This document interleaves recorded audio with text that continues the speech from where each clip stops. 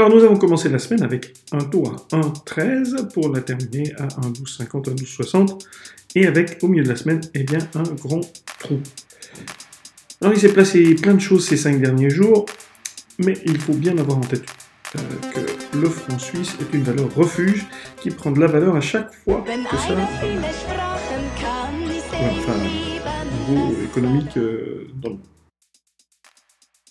Nous avons commencé lundi par un plongeon de la monnaie unique suite à l'annonce du report du vote du Parlement britannique sur le Brexit.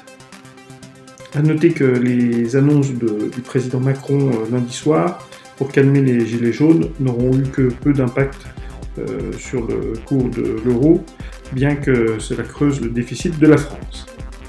Jeudi, c'était la journée des banquiers centraux. D'abord la BNS, suivie de la Banque Centrale Européenne. Alors côté suisse, on juge le franc toujours trop élevé, et la Banque Nationale Suisse se réserve le droit d'intervenir sur les marchés d'échange.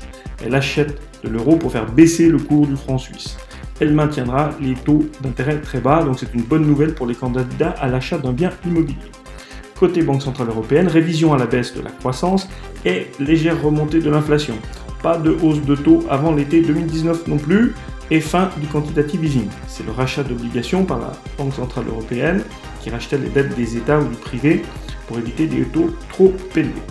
Donc c'est pas des très bonnes nouvelles côté BCE, du coup ce qui a fait baisser un petit peu l'euro qui est redescendu jusqu'à 1,1270. Ce vendredi, l'euro continue de perdre de la valeur par rapport au franc suisse.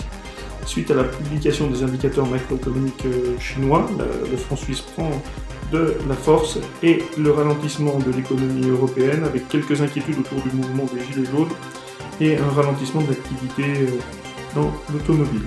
À court terme, on surveillera l'appréciation du budget italien par l'Europe et ça pourrait avoir des incidences sur l'évolution du cours au franc suisse. Si c'est bien apprécié, à ce moment-là, l'euro franc suisse pourrait retendre vers 1,15.